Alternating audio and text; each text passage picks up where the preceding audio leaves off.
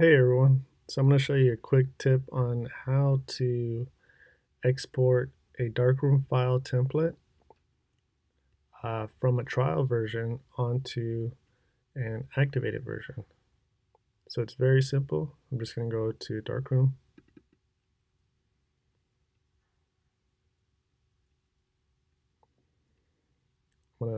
This is me working off of a trial version on a separate computer. So I'm going to go into my trial. And let's say that I designed this template here. So I did everything, I did all the necessary adjustments, and then I saved it as. So I'm going to just save this as a test so I can find it easy. And then it saves it under booth templates, okay? Save. All right, so there we go, test. So I'm going to minimize this now. And then I'm going to plug in my USB.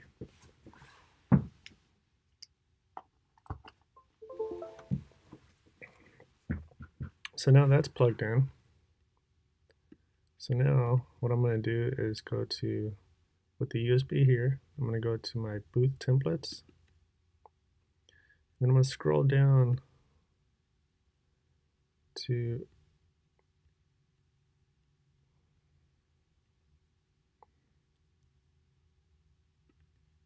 test right here. So I'm going to grab this file and drag it over to the USB. If I click on the USB, it's right there, test. And so in order for the booth templates folder to pop up, that would be under this PC, local disk X, that's Darkroom. So in order to see this right here, you have to have Darkroom program still open, but minimized in the background. So if that's not open, then you won't see local disk X. And then when you double click on there, you'll see all the booth templates, the booth screens. And then you just click and drag over to the USB, whichever file you were working on. So now that I have the file on this USB, assuming that I just disconnected my USB and I plugged it into my activated booth, if I go back into my templates, this is me working off of now my activated version.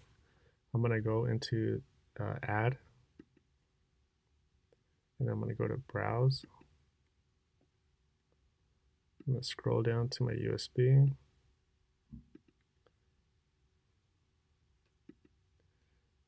Let's see this problem. And then, so I don't see it here, but just make sure you have the USB selected. Hit OK. And then there it goes, test. So if I click on that, see I already have it inside the program, but if I click on that and I hit add selected, it will add it in place. And that's it. Hopefully this helps you save some time so you don't have to work off of your photo booth. You can work at the comfort of your own Windows computer. So hopefully this is helpful. And if you have any questions, just leave a comment at the bottom. And I'll see you in the next video.